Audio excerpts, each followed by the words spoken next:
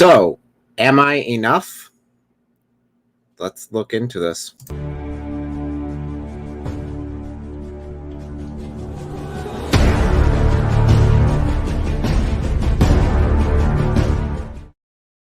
I am your brother in Christ, and welcome back. So we are tackling this question here. Am I enough? Are you enough? Well, that's a good one. So this is a question that's bugged many people throughout the centuries. Am I enough to get into heaven? Am I enough for God? Am I enough? And in fact, this even impacts many Christians today. In fact, we see this definitely in progressive Christian movement, telling everyone they are enough. They're just perfect the way they are. They're enough. Well, is that biblically true? I know that if you look at other religions such as Islam, it counts if you're enough, if you've done enough good, and if God just happens to like you that day, then yes, you're enough. If not, then, well, sorry, you're up a creek without a paddle. So let us go ahead and open the scriptures, first of all, and see what the Bible actually says. We go ahead and look at Romans 3:23. And states it very clearly here. For all have sinned and fallen short of the glory of God. All. There is no exception to that. So we have all fallen short of the glory of God. So it's not looking favorable for that am I enough part. And my wonderful wife is in the comment section. There she is. So it doesn't look too favorable for that. So am I enough? No, but there are still a lot of Christians who would say that they are enough or try to tell people that they are enough of their own. They try to justify this by saying, well, I'm enough with Christ. I'm enough. And yes, when Christ comes, he completes you, and through his sacrifice, he redeems you. But the problem with saying, well, then I'm enough is not necessarily true, because it's by no action of your own that you have earned that salvation. But looking back at the scriptures, we clearly see this definitely in John 14, verse 6. Jesus said, I am the way, the truth, and the light. No one comes to the Father except through me. So no other exception, no way other than through Christ. So that doesn't mean that we can all coexist, like the stupid tattoo that some people have that's like coexist, and it's got all the religious symbols. No, that's not biblical. That's not a way that can happen. If a church is teaching that you can get to heaven any other way than through Jesus Christ, then that's not a Christian church. They're teaching something that is anti-Christian doctrine, even the very foundation of it. But if we look at John 3:16 through 17, we see that for God so loved the world that he gave his one and only Son, that whomsoever believes in him shall not perish, but have eternal life. For God did not send his Son into the world to condemn the world, but to save the world through him. So we see that salvation still not because of an action of our own, not because we were good enough, not because we satisfied some sort of requirement, but because of what Jesus did. And hey, welcome. Sorry, your symbol looks so much like my wife's symbol that it caught me off guard, and I was really wondering.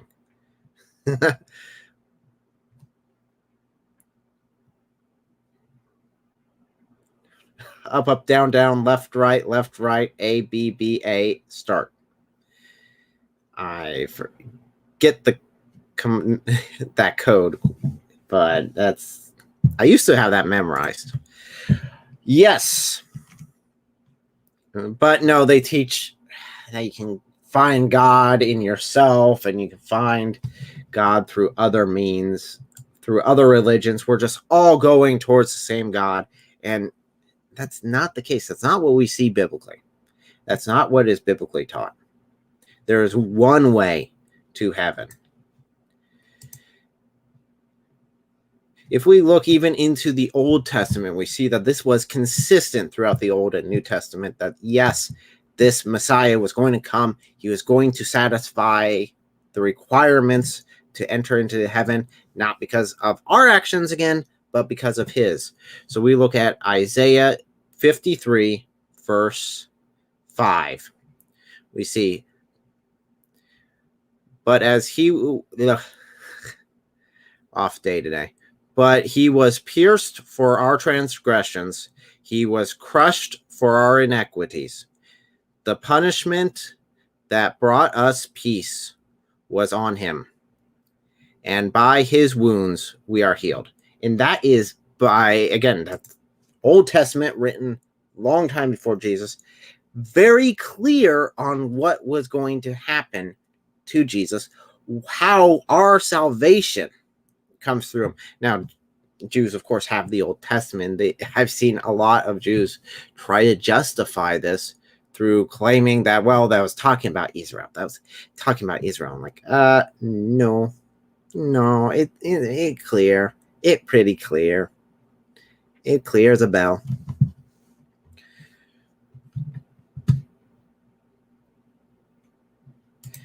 Yeah, the United Churches are pretty bad.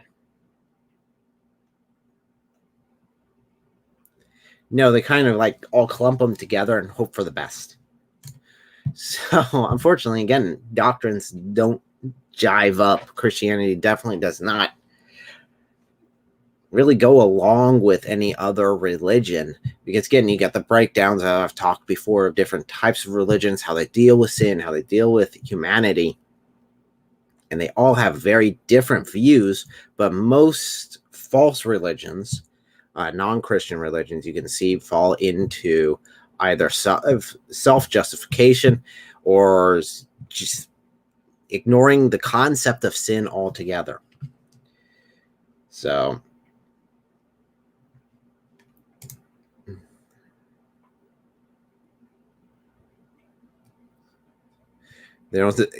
yes, my wonderful wife, who is just back there. I don't know why she just doesn't join me if she's going to be talking. I even got her chair nicely cleaned off for her. You want me to join you? You can join me if you want. I even got her chair nicely cleaned off so she could come and join us. So we got to get your content on YouTube one way or the other. Oh. Hey, you've been slow. Still slow. So, in conclusion, basically answering this question, as my wife is coming over here, am I enough? Biblically, no. But the good news is you don't have to be. Here's my very pregnant wife. There you go. Hello. You got her glasses on, all fancy. Yes. So, Showing up a fancy light. am I enough? No. And the good news of the cross is you don't have to be, because he is.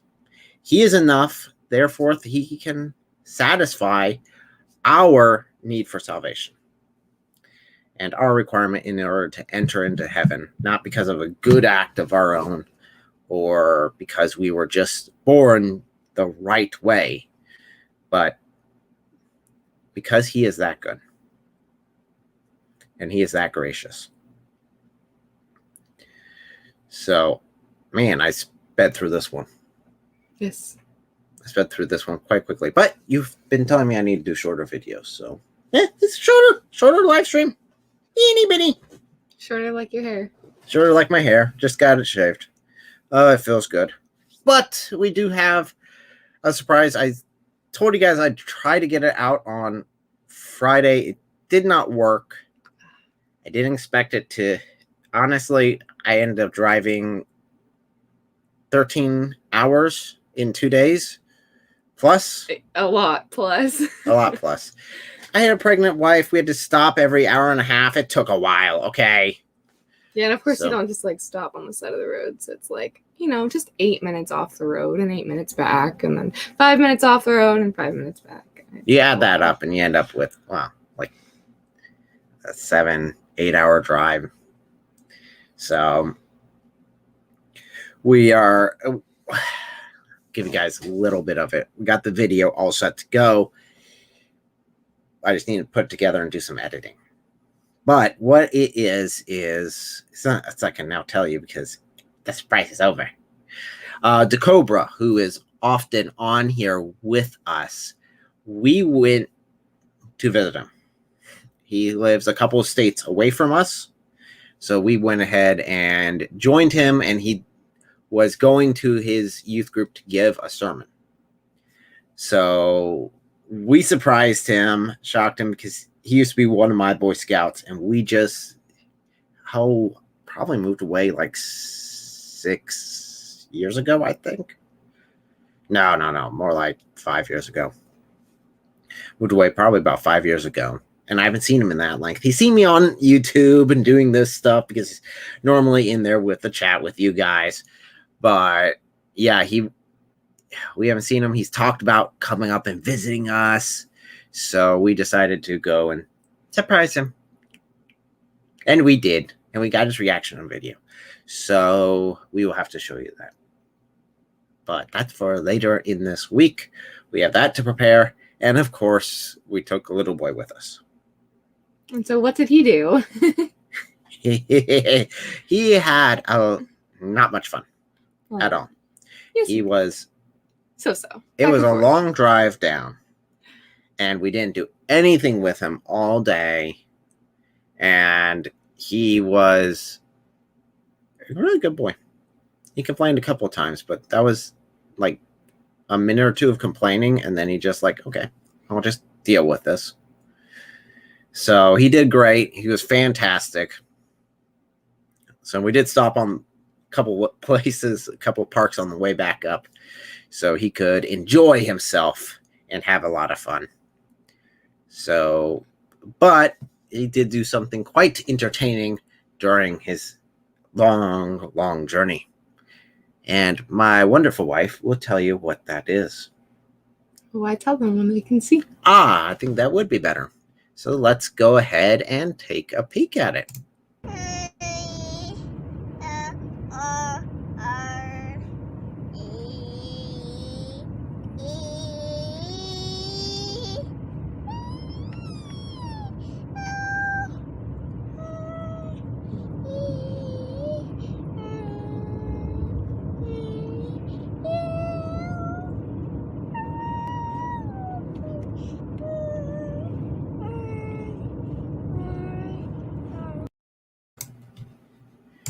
So yes, he sang, and he sang a lot. In fact, that was after he's been singing for what? Why? 15, half an hour. My wife climbed him back and videotaped it him. So now we got a little clip of him singing while we're on a road trip. So I need to make that its own little short video because that is just cute. He did a lot of singing, both trips down and up. He did Lots a of lot singing. Lots and lots It of was very singing. sweet. He does that so often at home too. It's so cute, especially when we put him to bed and he's like happy, but he's in not the quite ready to sleep. bed, just singing, and we were just listening to him sing. It's hilarious. He's a wonderful little boy. He loves singing. He loves dancing. So I'm glad I got to share that with you guys. Again, I'll have to release that as a short and also as part of the entire trip down there. So it was a long drive, but it was worth it. I'd say seeing his reaction, it was worth it. And being there to be able to support him as he was giving this message was well worth it. Well worth the time, the investment, and the hotel rental cost. So let's see here. He wants to get us to play Batman Arkham Asylum. We are currently playing a couple games we've got lined up. Horrible games. Horrible games. She hates the game. She hates the game, but she loves the game. Oh yeah. So Too much jumping. Okay, so guys, I've got some stuff health wise, not a big deal, but I had this little heart monitor on for a couple days. And this game makes me so nervous because you have to keep jumping, and I'm horrible at jumping. The title of the game is, what is it? It Takes Two. It Takes Two. Yeah, and we're playing as like the most evil people in the world, I'm sure. Horrible people, but they're like the good guys, I guess, maybe possibly. I don't know. They're horrible people. Anyway, but I have to do a bunch jumping, and it's not just like, you hit A and you're good. It's like A, X, and more A's and then more X's, and I don't know. It's too much Hilarious. jumping. It's way too much jumping. I don't like it. You got to do a perfect timing. I'm not a gamer. I don't know what I'm doing. Too much jumping. And it just like makes me freak out, and I have to keep redoing the same stupid stuff because I can't move on without jumping. Anyway, so there's a lot of pushing my button to let the heart doctor know that there was a reason my heart was going crazy. It's not because I have a problem. It's because I gotta jump and I can't make this. So we got that one. We got a couple lined up. I know I picked it because I thought, co-op, right? She loves co-op games. She loves being able to play together. But it's she a loves platformer. Hey, she plays Project Zomboid, That's a fun zombies, game. right?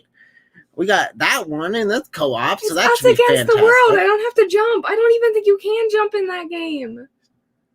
You can climb through windows, but there's no jumping. I don't have to worry about it. No jumping. I didn't know that you had a hatred for jumping. I didn't know that you loved gravity so much. And I guess it makes it worse because you can really mess with the other player a lot. Yeah. And that's got to be my favorite thing to do. And mess with my wife. Husband of the year. Hey, I think so. I'm satisfied. So that's what we've been doing as far as gaming goes. I haven't picked up that one. Might look at it eventually, but not looking at this point. I got enough stuff to do with you guys. My question though is, going back to this, have you gotten your Batman abilities ready? What are Batman's abilities? Being rich and like having people make cool things for him? I didn't go with that. I certainly don't have I those could dig abilities that. ready. Yeah, I don't got the money, but or the people making stuff for me. No one's me making stuff, but yeah, I could go for that. We need a medieval RPG like Skyrim based around the time of some biblical event. I would love that. I would go yeah. I'd go solid for that. That would be incredibly awesome. I mean, you'd have to do, I guess, mess around with the time, like crunch times together, make like a bunch of biblical events together. I guess you could try to do, what was that old game? Legacy of Time. Legacy of Time would have been really interesting concept. Okay, I'm dating myself. It's an old game. Okay, get over it. It was an awesome game, but it's an old game. Basically, you had this. Your Legacy of Time. Okay, it has you have a chameleon suit, right? Okay. And you're able to take anyone's image and be able to talk like them and interact with people. Okay. So you were able to basically disguise yourself, and you went through multiple historical events. You would jump around through history. I think that would be really interesting to do as in biblical times. So you're going through the Bible, basically jumping through time, going through back and forth, and able to interact with people, talk with them, take on their sort of appearance, and get different reactions from people. I thought that was really well put together, and I think that would be an interesting one. Because if you did sort of a Skyrim thing, then you kind of have to mess with the time period, because there's large bits of time that just nothing happened. Large sections of time. So you'd have one historical event, and then it'd be a generation before you had your next. I think at the time of the Judges, it was quite a bit of time. Said, what about the time of King Saul and the war which was won by David? That would be interesting. You could definitely do a lot with that. You could do a lot with the exile of the Israelites. You could do... Better yet, you, David. David, yeah, that would be interesting. but you wouldn't be able to do very many RPG sort of elements to it as far as like decision making. I mean, you could basically make an alternate concept, an alternate world version of it, where you're King David and your decisions matter, and you have the that would be interesting because then you could rule. Basically, you could pick how you overcome Saul and pick how you interact, and you'd have all these sort of events thrown at you that were what David had to deal with. Events and spears, lots of spears. Lots of spears. And you have to make decisions because King David didn't raise his hand to Saul at all. No violence against Saul. He had no part in that because Saul was God's anointed and he didn't want to touch him. So what if you did? What if you decided to? How would that affect things? I think you could do a really interesting concept with that. You could have multiple endings. You could have good endings. You could have bad endings. You could have living a just life before the Lord, and then you could have where you essentially become like Saul. Yeah, we basically become like Saul very easily. Absolute power corrupts absolutely. And that could very easily slip down that route. So it could be interesting. So I'd be up for a game like that. Another one could be that you're a fictional character that was an apostle and you gotta go from point A to point B while going through the major religious persecution. You could do that. You could also kind of pull in the Apocrypha with that, I guess. Definitely, because I know the Apocrypha does deal with those sort of travels. And they're basically fan fiction anyway, to put it lightly. So, yeah, I mean, I know the one I normally refer to is the Acts of Paul, I think it was, where Paul's going around and he finds a lion and he baptizes a lion. And it's like, okay, where is this biblical at all? And then later on, he's going to be fed to lions, and that's the lion that God chooses. I'm like, I've heard this story before. It was in Greek. Point of the game is to deliver letters and writings made by Paul. It'd be interesting. It'd be an interesting career. All those lost books and stuff. But yeah, and you're going to be the one like, responsible for losing I messed up. Ah! I screwed up. That's the reason why we don't have so many letters. Yeah. No, I think it'd be. Unfortunately, I don't think that would actually play off very well because it sounds like basically all you'd have is a fetch game. All you have is fetch quests. Everyone hates fetch quests. So I don't know if that would really work too well. Go here, deliver this message. Go here, deliver this. Go here, deliver this. I mean, it could be cool and kind of what you run into as you're doing it. It could be pretty cool. But I doubt a mail delivery service goes very well. I can only think of one game that was mail delivery. It dealt with mail delivery like that, and it didn't go so well. Talking about one of the most infamous games of all time. But that's the Postal. Oh, so it was literally about that. Okay. Yes, it was literally about that, and the guy goes nuts and kills everything and does a bunch of messed up stuff. Or you could choose to be actually good and not do it. I have never played it. Just putting that disclaimer out there. I just know about it because it is got such a bad reputation. This is one of the most messed up games out there. But that was mail delivery, and that's what you're talking about. So, okay. We need to have a story that is not too descriptive so that you can add in missions and stuff. Yeah, mission stuff. There's also some stuff that might be interesting. You can do a lot of stuff with history. I do like the Assassin's Creed series, although historically they have really screwed over the Templars. Considering the Assassin Creed group, the Assassins are made after the assassin empire, basically, the Hashashin Empire. And they were rather nasty individuals.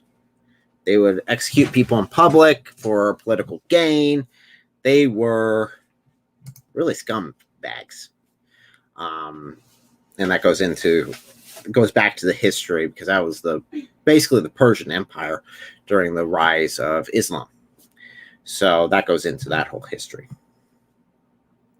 But honestly, there are a lot of history that they do right.